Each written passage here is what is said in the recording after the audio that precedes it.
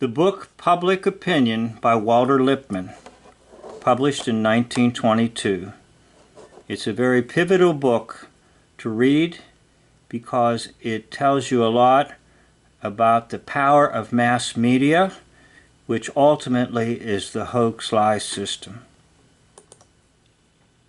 Chapter 1 is entitled The World Outside and the Pictures in Our Head.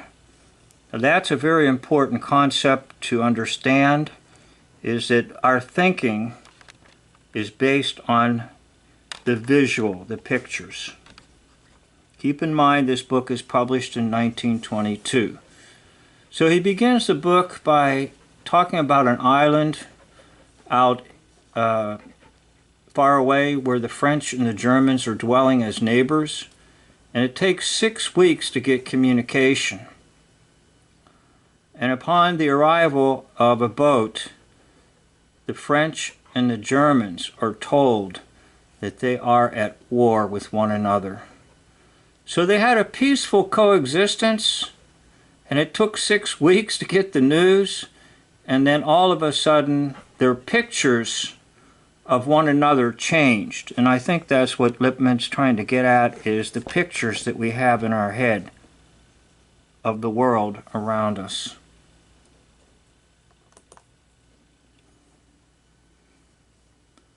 So news changes how people live and treat each other. They trust in the pictures in their head. And whatever we believe to be a true picture, we treat it as if it were the environment itself. Now, the world as they needed to know it, and as the world as they did know it. Two different things. In other words, there is a conflict between the world of reality and the world of real, R-E-E-L. Those are distinctions that I like to use. Real, R-E-A-L, versus real, R-E-E-L.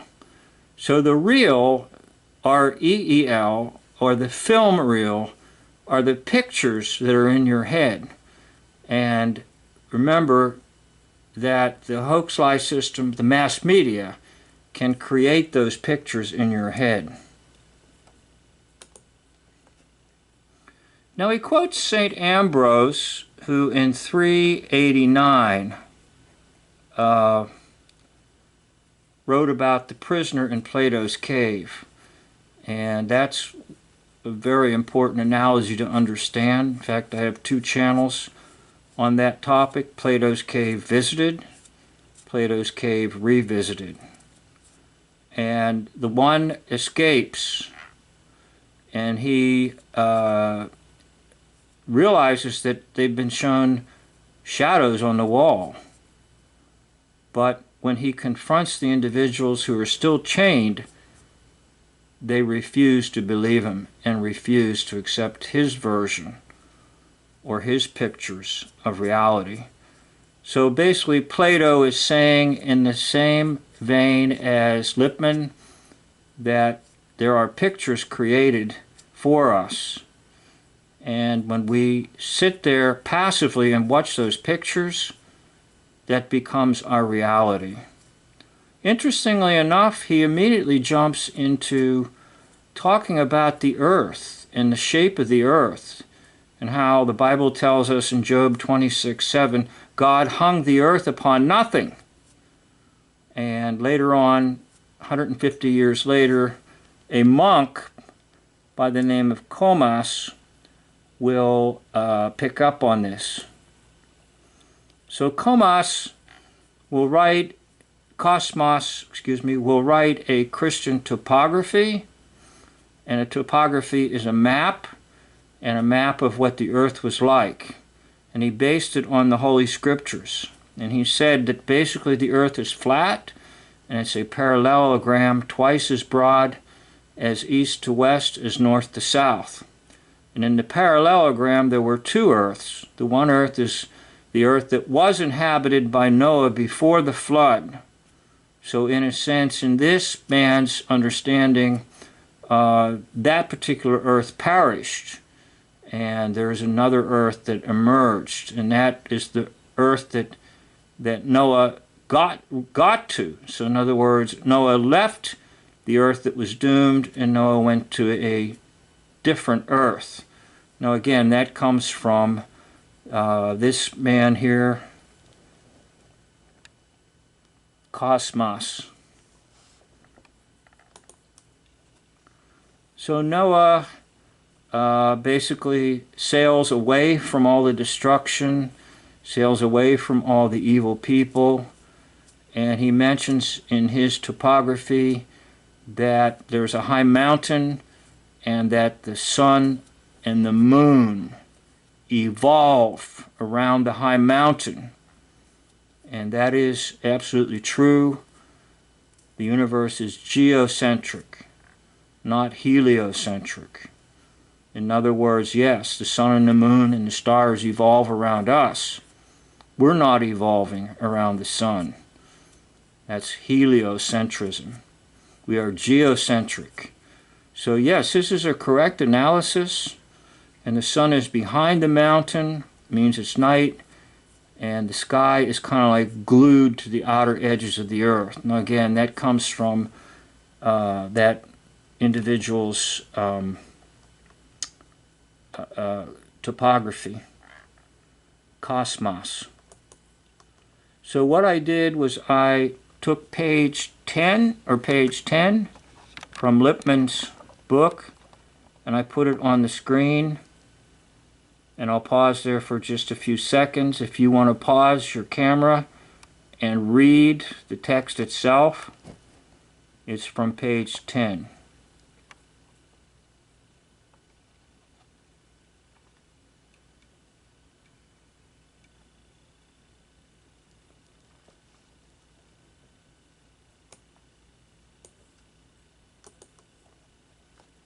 So he continues on that was the picture of the earth as presented to us by Cosmas, and he would have feared the idea of a Magellan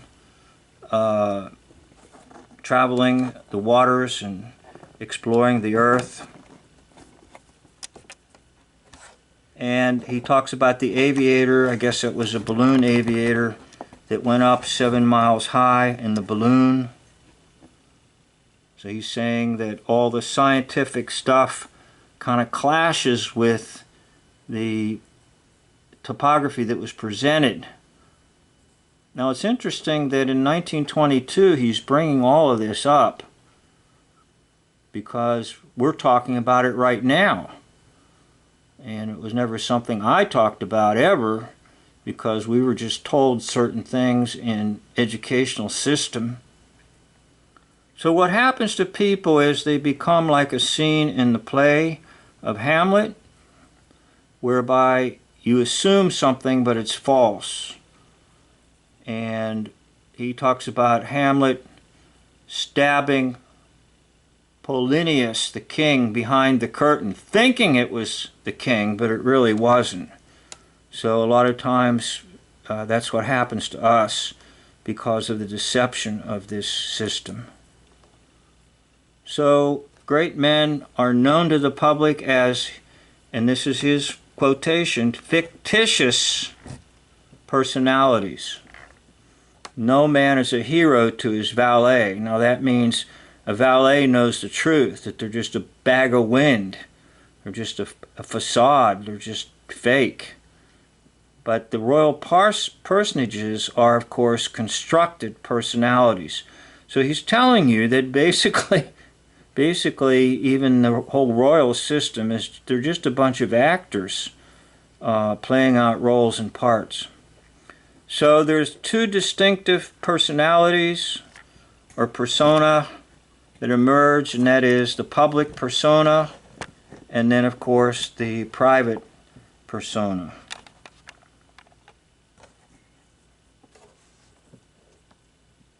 Basically that is true for any of your heroes in history. They're just a bag of air, an actor on stage. And I've done a lot of that in Who is Who in Hoaxology, my channel, Who is Who in Hoaxology. You can check out that channel. So here once again I included a page from Lippman's book, and if you want to pause the camera and read, this is page number 11 in chapter 1.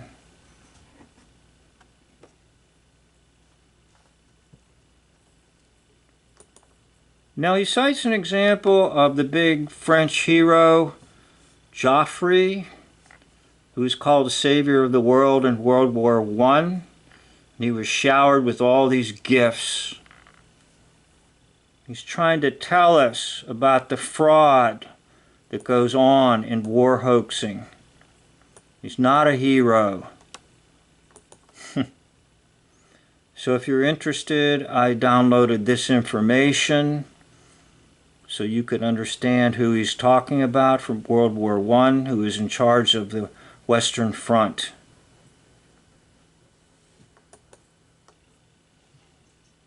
Now the general was begged to send troops to other parts of the world. In other words, his image was so great, and the picture that people had in mind of him, that the young women wanted to get engaged to him, and he's an example of hero worship. And that's basically what the hoax lie system promotes, hero worship. So just as these pictures in our heads can make heroes to be worshipped, so the pictures in our head can make villains. Now remember, the year of publication is 1922, so the villains that he points out are Kaiser Wilhelm, Lenin, and Trotsky. The German Kaiser Wilhelm, and then the two Russians, Lenin and Trotsky, bringing communism and overthrowing the czars. He does use the word symbolic many times, and so I quoted it here several ways, several times on page 13. Symbolic personality, symbolic pictures, symbols of public opinion, symbolism of public opinion, symbol of allied unity, and each nation's symbolic picture of one another. Now these symbols interact, they can come and go, they can be appropriated to any generation or any time, and hence basically the hoax lie system is just composed of pictures and symbols, and with those pictures and symbols they create a false reality. So our first concern with fictions and symbols is to forget their value to the existing social order and to think of them simply as an important part of human communication. In other words, never mind what's going on in the real world, it's what goes on in this world of symbols and pictures. So he's going to take an example from Main Street, the novel by Sinclair Lewis, and I downloaded this and included it in the slides so you could look at it, whereby the young lady is trying to conceptualize and visualize World War I in this novel. And the best that she can do, this Miss Sherwin, is to have pictures in her mind of the French general and French and German soldiers, but it's impossible to imagine 3 million. So basically it boils down to the Kaiser and Joffre as a personal duel. And if you've noticed in any of the fictional wars that we get, usually it's just we got to stop Hitler. Okay? Nothing else. It's just about Hitler. All right? Or it's about Saddam insane, Hussein.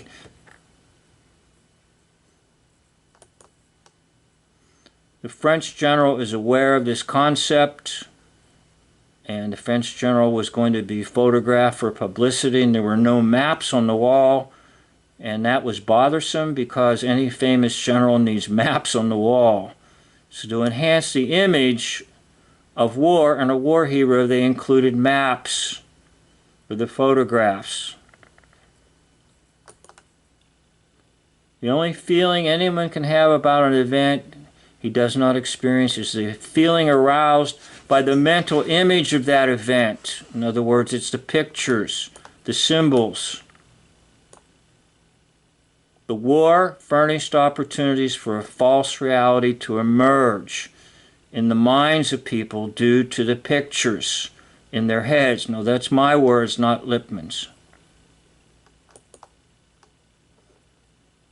The war furnished many examples of this pattern: the causal fact, the creative mind, and the will to believe. Out of these three elements, a counterfeit of reality. And there was a violent instinctive response. So those are the three elements that he's talking about: the causal facts, the creative imagination, and the will to believe. In other words, you want to believe. You want to believe in an atomic bomb. You want to believe in a Hiroshima and a Nagasaki.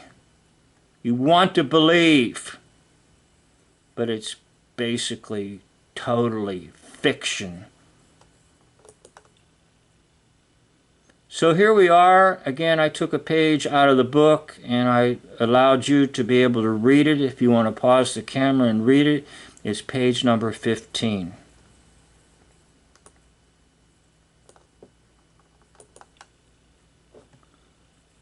Now, inserted between the man and his environment is a pseudo-environment. Now, this is my words, not the words of Lippman. It's like Mr. Rogers' trolley going to the world of make-believe. So there's a long time before there's any break between this fictitious world. So the analyst of public opinion must do three things: the scene of action, the human picture of that scene, and the human response. And he uses terms like actors, play, plot, stage. In other words, he's trying to tell the world, but he's telling the world in such a way they really won't understand. Now this is from the Washington Post in 1919, September 29th, about the U.S. Marines going to Dalmatia. And there's Dalmatia. And I should have another map here. Again, that's in 1919. The U.S. Marines going to Dalmatia. And there was quite a bit of confusion about it in the U.S. Senate. And they were told that they were ordered there by a war council, who then spoke to the British Admiralty, who spoke to the U.S., and then the Marines landed. So it was a matter of procedure and authority. Now they were confused about this because it included this idea of a war council.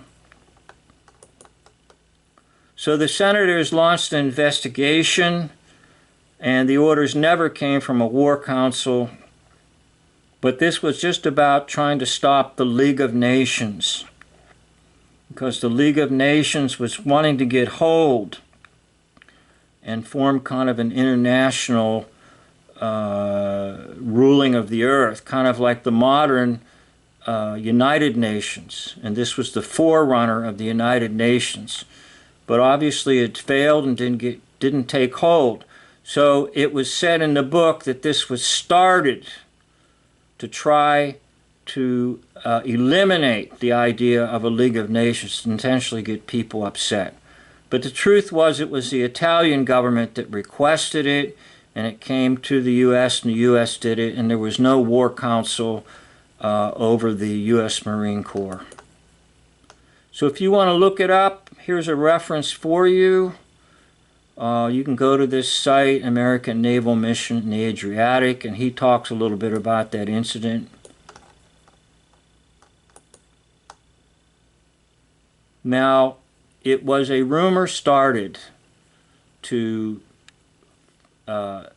negate, to destroy the whole idea of the League of Nations, which was started by Woodrow Wilson. P.S. Woodrow Wilson was D.W. Griffith, film director. See my channel, Who is Who in Hoaxology. Or War Backwards is Raw, R.A. Okay, fictions drive a part of political behavior. Out of a government that's capable of being motivated by these false pictures comes armies to make war, taxes, imprison people, confiscate, immigration accepted or blocked, communication open or censored, establish schools, etc., etc. In other words, everything is subject to the introduction of nonsense and lies and fiction. So any category you can think of is subject to this whole concept of pictures in our head and operating on pictures and not actual reality. Again, my concept is real, R-E-A-L, or real, R-E-E-L. And what he's saying is the real, R-E-E-L, or the film reels in people's head cause them to make decisions. So he's given an example of 4 people: the materialist, the Christian scientist, the Christian believer, and the theosophist. Each operates by pictures made by himself or given to him. In other words, we can create them ourselves or somebody can give them to us. So there are maps in everybody's mind that control behaviors. Now, the key to the hoax-lie system is making one map for everybody. If you watched The Prisoner with Patrick McGowan in the 1960s, the British television show, when he goes to the village, they have a little tiny map of where the buildings are. But he wants a map of the whole world. He wants to know where he's at, and they just give him this little tiny map. Well, in a way, that's the way it is with the hoax-lie system. They don't give you the real map. In fact, the topography maps are filled with flaws, such as Greenland, not a real place at all. Okay, so the way in which you imagine is determined by what we will do. So what is propaganda? It's the effort to alter the picture to which men respond or substitute one social pattern for another. In other words, it's the creation of these pictures in people's minds, or the corruption of pictures in their minds, or the addition of pictures in their minds, or the subtraction of pictures in their minds. Whatever it takes to control public behavior. Now he says a debt is owed to the new psychology. And again, Freudianism is emerging. And about the time this book is written, you've got Edward Bernays changing advertising and developing the field of public relations, all based on psychology and Freudianism, dealing with pictures in people's minds and using those pictures to create the reality for them. So the new psychology helps us to understand the pseudo-environment. Now he says public opinion with capital letters means those pictures which are acted upon by groups of people or individuals in the names of groups. Page 23. And that's chapter 1 of Public Opinion by Walter Lippman. I'll try to do more later. There's many, many more chapters.